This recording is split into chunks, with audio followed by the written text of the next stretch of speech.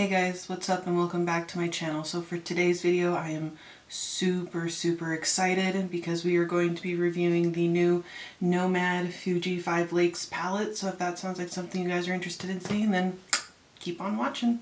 I definitely wasn't expecting this color story when Nomad Cosmetics had initially rolled out with this palette, but personally, I think this color story is absolutely beautiful, and this has to be some of the coolest packaging that Nomad has done. It's like this canvas type of packaging. You can probably see it here up close. I think that they did a great job with the packaging of this.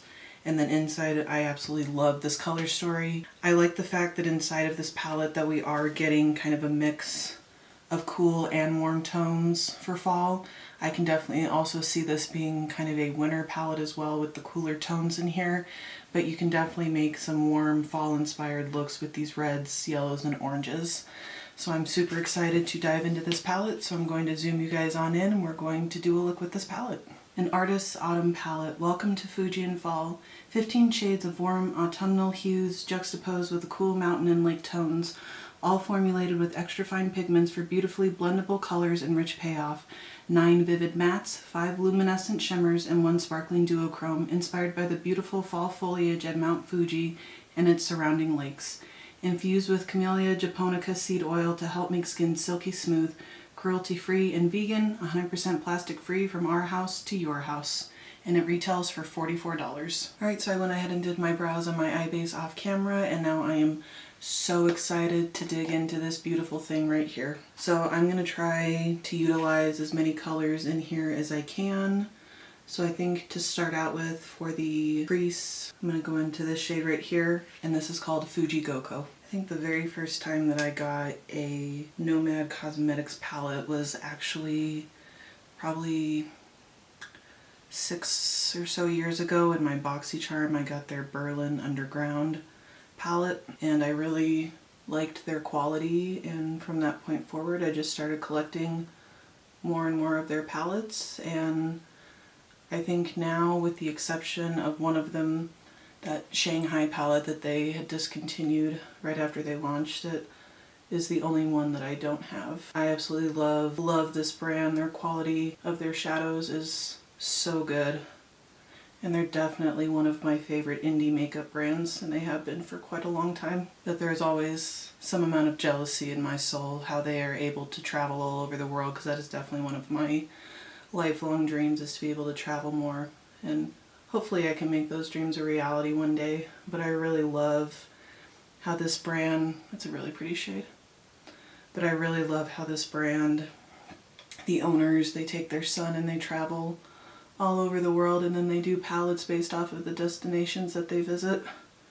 And I think that that is just really unique to their brand.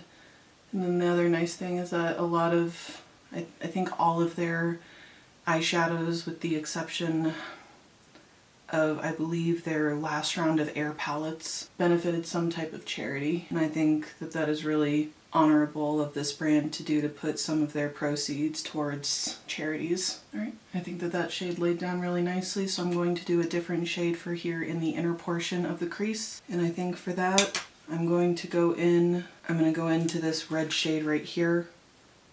And this is called Burning Bush. I think so far one of my favorite palettes from them has been the New Zealand palette. I just absolutely love that color story, and I have always had a huge love for galaxies and all of that. I would love to go to New Zealand one day. It has been on my bucket list for a very long time. So hopefully one day we'll be able to make it there. Looks like a bomb pop here on my lid at the moment. That was always my favorite, or one of my favorite, like popsicles. Always had to have the fridge stocked with those when I was younger. But I would always eat around the white part of it because that was always my favorite flavor, like that citrusy kind of lemon type of shade. Okay, now I'm going to work on blending out the blue shade right here, and I'm going to do that with this light brown shade, and this is called Red Rowan. Alright, and then to blend out that red shade, I'm going to go in with this yellow shade right up here, and this is called Yellow Poplar.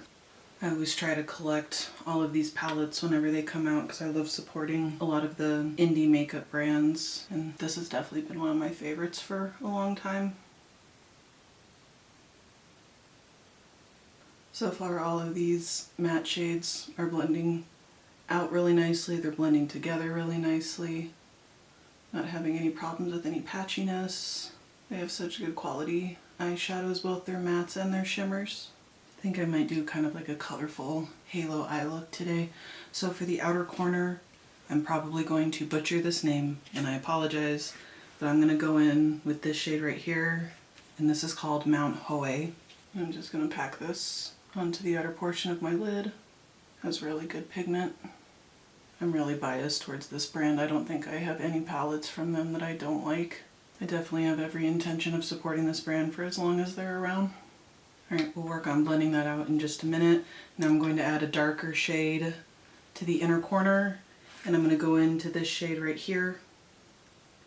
And this is called Momiji.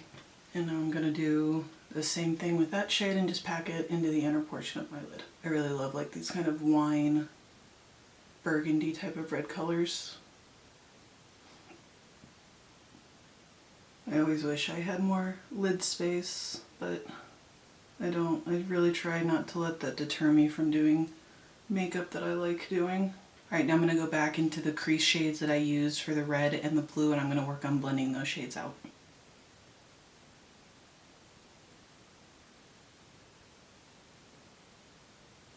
Now that those shades are blended out, I'm going to go back into the red rowan and yellow poplar and start blending those shades out as well.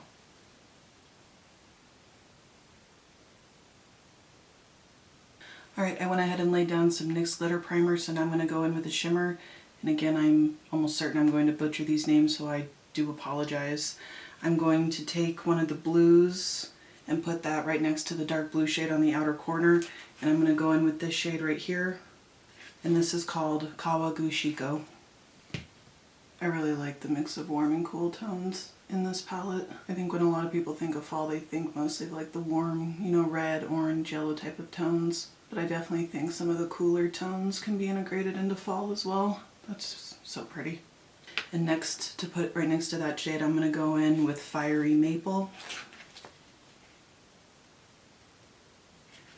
And I'm going to set that right next to that shimmer. I know reds can be kind of intimidating to some people, but I think that they're absolutely beautiful. I love reds.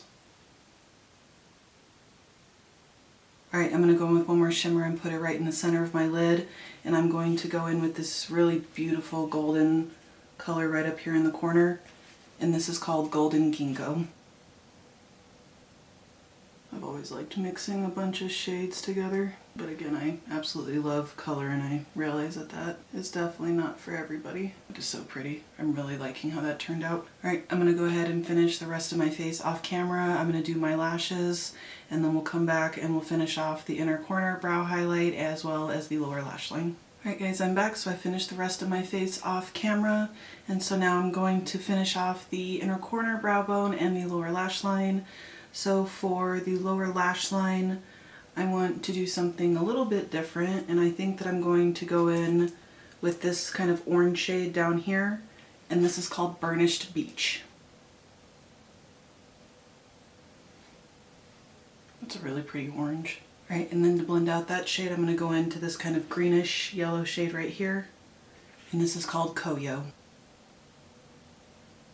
And now for the inner corner highlight as well as the brow bone highlight, I'm going to go in with this stunning kind of diamond icy blue shade right here. And this is called Diamond Fuji. I am going to spray my brush.